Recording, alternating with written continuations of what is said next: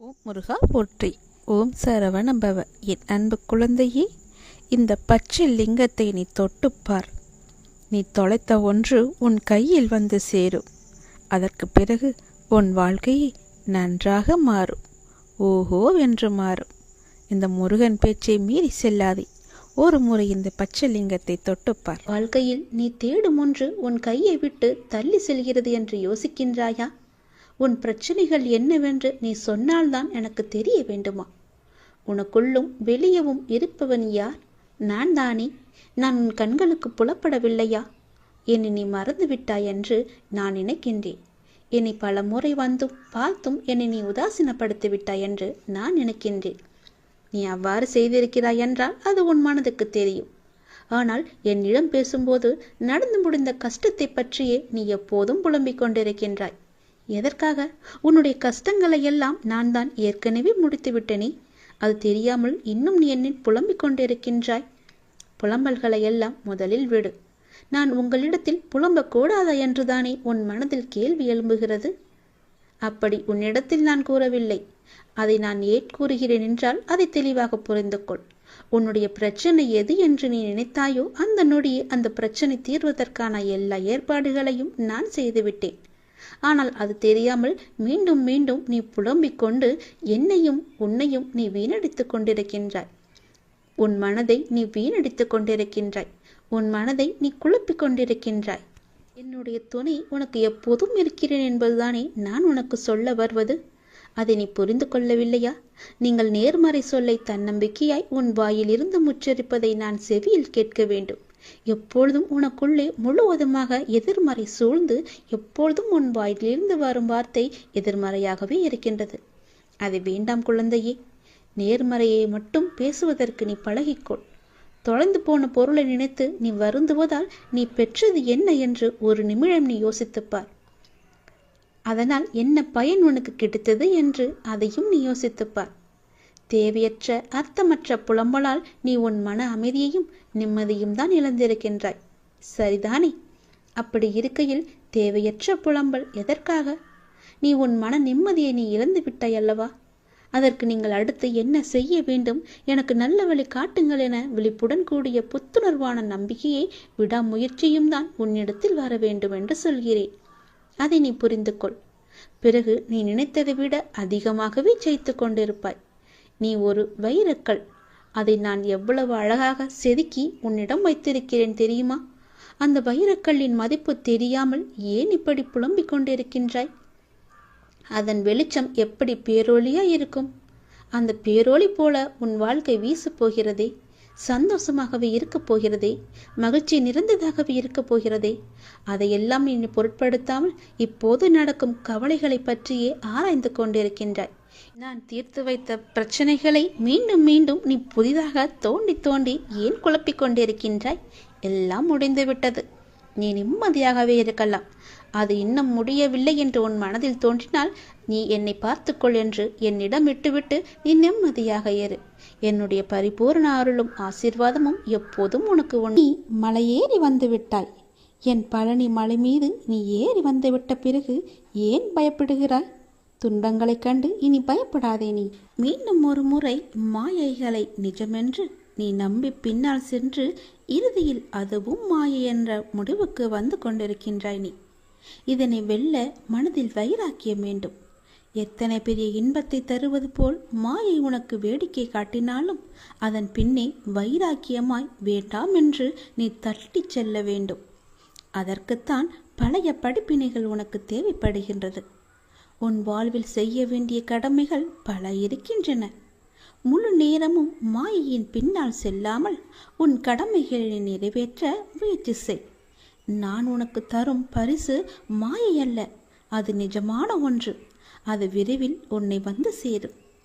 ஒரு விஷயத்தை நீ எந்த கண்ணோட்டத்தில் காண்கின்றாயோ மற்றவர்கள் அதே கண்ணோட்டத்தில் காண்பதில்லை தெரியுமா? அது சரியாகவே இருந்தாலும் மற்றவர்களின் பார்வைக்கு அது தவறாக இருக்கலாம். ஆனால் உன் மனது நான் அறிவேன். உன் நோக்கம் எப்போதும் நேர்மறை எண்ணத்தோடு இருப்பதால் உன் வாழ்க்கையில் எந்த மாதிரியான பிரச்சனைகள் வந்தாலும் உன்னால் சமாளித்து மேலே வர முடிகின்றது. எப்போதும் போல நீ மற்றவர்கள் என்ன நினைப்பார்கள் என்று சிந்திக்காமல் உன் பணிகளை நீ சிறப்போடு செய்து வா. உன் பொருளாதாரம் மேம்படக்கூடிய காலகட்டம் இது. பண வரவு உண்டாகும் நேரம் இது. உன் சிக்கல்கள் எல்லாம் தீரும் நேரம் இது. நடப்பது உனக்கும் சாதகமாகவே இருக்கும் நேரம். உன் பயணம் மகிழ்ச்சி அளிக்கக்கூடிய நேரம் இது. சந்தோஷமாகவே நீ செல்லலாம். மலை ஏறி வந்துவிட்ட பிறகு மலைப்பது ஏனோ? துன்பங்களை கடந்துவிட்ட பிறகு துடிப்பதும் ஏனோ? சொல்வது புரிகிறதா? போனவற்றை மறந்துவிடு. போகும் வழி அறிந்து விட்டாய் நீ. இனி போராடி வெற்றி பெற வேண்டியது மட்டும்தான். இனி போராடி நீ வெற்றி பெறு. உனக்கு போட்டியாய் இங்கு இருப்பது யார் தெரியுமா? நீ மட்டும்தான். நேற்றைய உன்னை வென்று நாளை ஒரு படியாவது நீ முன்னேறிச் செல். ஒவ்வொரு படியாக உன் முன்னேற்றம் எந்த மலை உச்சிக்கும் உன்னை நிச்சயம் ஏற்றும். மாலை நேரம் மனம் ஆறுதல் பெறும். நாளை முன்னை விட வேகமாய் இந்த வாழ்வில் நீ முன்னேறி செல்ல வேண்டும். நீ என்னிடம் கண்ணீர் வடித்து கேட்டதை நான் உனக்கு நிறைவேற்றி தரப்போகின்றேன். நீ எனக்கு வாக்கு கொடுத்ததை நிறைவேற்ற நீ தயாராக இரு. என்ன வாக்கு கொடுத்தாய் என்பது ஞாபகம் இருக்கிறதா? நன்றாக ஞாபகப்படுத்தி அதை நிறைவேற்றுவதற்கான ஏற்பாடுகளை செய். நீ கலங்கப்படும் நேரத்திலும் நீ கலங்கி நிற்கும் நேரத்திலும் கண்மூடி என்னை நெஞ்சில் நிறுத்தி பின் கண் திறந்து பார். உன்னோடும் இருப்பவன் உன்னிலும் இருப்பான் நான். இது சொல்லானாலும் செயலானாலும் என் உயிரே போனாலும் நான் உனக்கு எப்போதும் துணையாக இருப்பேன். நீ செய்யும் தவறுக்கு எதிர்பாராத நேரத்தில் தண்டனையும், நீ செய்யும் நன்மைக்கு தக்க சமயத்தில் உதவியும் நிச்சயம் கிடைக்கும். அதனால் எந்த எதிர்மறை செயல்களையும் உன் மனதில் கொண்டு வராதே.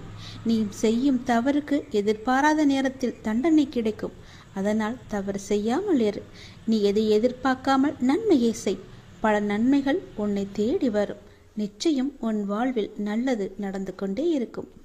பழனி மலை மீது ஏறி என் ராஜ அலங்காரத்தை ஒரே ஒரு முறை நீ பார்த்துவிட்டு போ. உன் வாழ்வில் பல ராஜயோகங்களை நான் உனக்கு தருகிறேன். உனது துயரங்கள் விரைவில் முடியப் போகின்றது. நீ உயரக்கூடிய கால நேரம் இது. பெயர் புகழோடு வாழ்வாங்க நீ வாழப்போகின்றாய். உனக்காக எனது கஜானா கதவை நான் திறந்து வைத்திருக்கின்றேன். வந்து வேண்டியதை நீ எடுத்துச் செல். உனது துயரங்கள் எல்லாம் விரைவில் முடிவுக்கு வரப்போகிறது. தேவையில்லாமல் கண்களை கலங்க வைக்காதே. மகிழ்ச்சியாக இரு. நான் இருக்கும்போது நீ எதற்கும் கலங்கக்கூடாது. என்னை மீறி எதுவும் நடக்கப் போவதில்லை. உன்னை நான் தேர்ந்தெடுத்திருக்கின்றேன். நான் நீ வசிக்கும் இடத்திற்கு உன்னை வரவழைத்திருக்கின்றேன். எப்படிப்பட்ட சூழ்நிலையாக இருந்தாலும் நீ கவலைப்படாதே, கலங்காதே. என்னுடைய வாக்கு என்றும் பொய்யாகாது. எந்த சூழ்நிலையிலும் உன்னை நான் கைவிட மாட்டேன். நம்பிக்கையோடு இரு. உனக்கு என்ன வேண்டும்? வேண்டியதை என்னிடமிருந்து நீ எடுத்துச் செல். எனது கஜானா வாயிற்கதவுகள் உனக்காக எப்போதுமே திறந்து இருக்கின்றது. எது உன்னிடத்தில் சேர வேண்டுமோ அது உன்னிடத்தில் தானாகவே வந்து சேர்ந்துவிடும். அனைவரும் வியக்கும் வண்ணம் நீ உயரக்கூடிய கால நேரம் இது. நிம்மதியாக மகிழ்ச்சியாக இருக்க வேண்டிய நேரம் இது. உனது கர்ம பலன்களை விளக்கப் போகிறேன். உன்னுடைய வாழ்க்கையில் பெயர் புகழ் என எல்லாம் பெற்று சந்தோஷமாக வாழ்க்கையில் உயரப்போகிறாய் நீ. உன்னை இன்று வழி நடத்தி செல்லும் நல்ல ஆசானாக நான் இருக்கின்றேன். நித்தியப்படி வழங்க நான் சற்று தயங்கி யோசித்து நின்றால் சற்று யோசித்துப்பார் என்ன நடந்திருக்கும் என்று. நீ கேட்டு நான் செய்ய வேண்டிய அவசியமில்லை. எந்த சூழ்நிலையிலும் நீ கடந்து வந்த பாதையை மட்டும் மறந்து விடாதே. நான் இருக்கின்றேன், நீ கலங்காதே. உனது கண் முன்னால் நான் அமர்ந்து கொண்டிருக்கின்றேன். உன்னுடைய செயல்களில் மாற்றத்தைக் கண்டு என்னை முழுமையாக ஏற்றுக்கொண்டு என்னை காண துடிக்கின்றாய் நீ. அப்போது நான் உன் கண் முன்னே தோன்றும் போது உன்னால் பேச முடியாமல் கண்களில் ஆனந்த கண்ணீர் வழிய வழிய நீ வாயெடுத்து போய் நிற்கின்றாய். என்னை எத்தனை முறை நேரடியாக பார்த்திருக்கின்றாய். கனவிலும் நான் அறிகுறி வந்திருக்கிறேனே. அடிக்கடி வந்து உனக்கான அறிகுறிகளை நான் செய்து கொண்டிருக்கின்றேனே, சொல்லிக் கொண்டிருக்கின்றேனே. அதையெல்லாம் ஞாபகப்படுத்தி பார். உன்னுடைய வீட்டில் உனது கிரகத்தில் நான் வாசம் செய்யும் போகிறேன். எதற்கும் கலங்காதே, நான் இருக்கின்றேன். அனைத்திலுமிருந்து நான் உன்னை விடுவிக்கின்றேன். இது என் மீது சத்தியம். உன்னை உயர்த்தி பார்க்க நான் ஆசைப்படுகின்றேன். என்னுடைய ஆசையை நிறைவேற்ற நீயும் அதற்கு துணை இருக்க வேண்டும். உனக்கு என்ன தேவையோ அதை செய்வதற்கு நான் இருக்கும்போது நீ ஏன் அடுத்தவரிடம் சென்று பிச்சை கேட்பது போல கேட்டுக்கொண்டிருக்கின்றாய்? எவரிடத்திலும் போய் நீ கையேந்த கூடாது. நான் இருக்கிறேன். எனக்காக நீ என்னிடத்தில் வா. உனக்கான வாயிற்கதவை நான் திறந்து வைக்கிறேன். உனக்கான கஜானா கதவு என்னிடத்தில் திறந்தே இருக்கிறது. உனக்கு என்ன தேவையோ அதை நீ எடுத்துச் செல்லலாம் தாராளமாக. யாரும் உன்னை தடுக்கப் போவது கிடையாது. உனது தேவையை பூர்த்தி செய்ய யாசகம் பெற்று உனக்கு தருவதற்காக நான் காத்திருக்கின்றேன். நான் உனக்காகவே இருக்கின்றேன். நிழலாக நீ எங்கு சென்றாலும் உன் கூடவே நான் வந்து கொண்டே இருப்பேன். நிழலையும் உன்னையும் எப்படி பிரிக்க முடியாதோ அது போலவே என்னையும் உன்னையும் பிரிக்க முடியாது. அதை நீ ஞாபகத்தில் வைத்துக்கொள். என் வார்த்தைகளின் மீது நம்பிக்கை வைத்து செயல்படு. நான் இருக்கிறேன். எனது கஜானா உனக்காகவே நிரம்பி இருக்கிறது. வந்து எடுத்துச் செல். மனதிற்கு இப்போது அன்பு காட்ட ஒருவர் தேவை. உன் மனதை புரிந்து கொண்டு உன்னிடம் அன்பாய் அக்கறையாய் பேச உனக்கு யாரும் இல்லை. என்னத்தான் உன் மனதை ஏதாவது ஒரு வேலையில் ஈடுபடுத்தினாலும் உன்னுடைய மனம் இப்படி அன்பற்ற வாழ்க்கையை நினைத்து வருந்தி கொண்டிருக்கின்றது. உன் மனதை உன்னை சுற்றி உள்ளவர்கள் புரிந்து கொள்ள நான் செய்கிறேன். நீ உன் தேவையை என்னிடம் சொல்லி புலம்பிக் கொண்டிருக்கின்றாய். நான் பார்த்து கொள்கிறேன். நான் நிச்சயமாக அனைத்தையும் மாற்றித் தருகின்றேன். உன் மனபாரங்கள் குறைந்து நீ மகிழ்வோடு வாழ்வாய். ஏனென்றால் நாளை உன் இல்லத்திற்கு நான் வரப்போகிறேன். என்னை நீ அழைப்பாயா? உனக்கான மங்கள வாக்கு ஒன்றை கூறப்போகிறேன். அதை ஏற்பாயா? மனதார ஒரு நொடி அலை. உன் மனக்கோவிலில் வந்து நான் அமர்ந்து விடுகிறேன். நம்பிக்கை இழக்காதே. எல்லாம் நன்மைக்கே. தடங்களுக்கு என்றுமே நீ வருந்தக்கூடாது. அதிலும் ஏதாவது ஒரு நன்மை இருக்கும் என்ற நம்பிக்கையோடு செயல்படு. கவலை கொள்ளாதே. இந்த நிலை கூடிய விரைவாகவே மாறப்போகிறது. அனைத்தையும் உனக்கு நான் சாதகமாக மாற்றி காமிக்கின்றேன். பயப்படாதே. எல்லாம் நன்மைக்கே என்று எடுத்துக்கொள். எது எப்படியோ எதிர்மறை எண்ணங்கள் தான் உன்னுடைய வாழ்விற்கு தடையாக இருந்தது என நீ புரிந்து கொண்டாய் அல்லவா? நானே உனக்கு புரிய வைத்திருக்கின்றேன். உன் நம்பிக்கைகள் குறுகிய வட்டமாகவே இருக்கின்றன. உன்னால் அதை கடந்து வெளியே செல்ல முடியாது என்று உன்னை நீயே குழப்பிக்கொண்டு இருந்தாய். இப்போது உணர ஆரம்பித்து விட்டாய் அல்லவா? அதிலிருந்து விடுபட நீ என்ன பயிற்சி செய்ய வேண்டும் என உனக்கு நான் வழிகாட்டுகிறேன். அதற்கு சிலர் உன்னை தேடி முன் வருவார்கள். அவர்கள் என்ன சொல்கிறார்களோ அது போலவே நீ செய். நீ இனி தடைகள் உடைத்து அனைத்திலும் வெற்றி பெறுவாய். பொருளாதார முன்னேற்றம் கிடைக்க வேண்டும் என்று நீ கடுமையாக போராடி வருகின்றாய். அதற்கான முயற்சிகளில் நீ ஈடுபட்டும் வருகின்றாய். அது உன்னை சுற்றி உள்ளவர்களுக்கு புரிவதில்லை என நீ கவலையும் படுகின்றாய். அது இப்போது அவர்களுக்கு புரிய வேண்டிய அவசியம் கிடையாது. நீ தொடர்ந்து முயற்சி செய்து முன்னேறி வா. உன் உழைப்புக்கேற்ற வெற்றி உன்னை தேடி நிச்சயம் வரும். அப்போது யாருக்கும் புரிய வேண்டுமோ அவர்களுக்கு புரியும். அதற்குள் நீ நம்பிக்கையோ பொறுமையோ நீ இழந்து விடாதே. நம்பிக்கையோடு பொறுமையாக செய். உனக்கான வெற்றி உன் கையில் இருக்கும். நிச்சயம் உன்னால் முடியும். நீ உயரங்களை நிச்சயமாகவே தொடுவாய். என் மீது உனக்கு அன்பும் அக்கறையும் ஆசையும் இருக்கிறதல்லவா? என் மீதான ஆசை உனக்கு உண்மை என்றால், என் மீதான நம்பிக்கை உனக்கு உண்மை என்றால் நிச்சயம் நீ செயல்படு. முயற்சி செய்.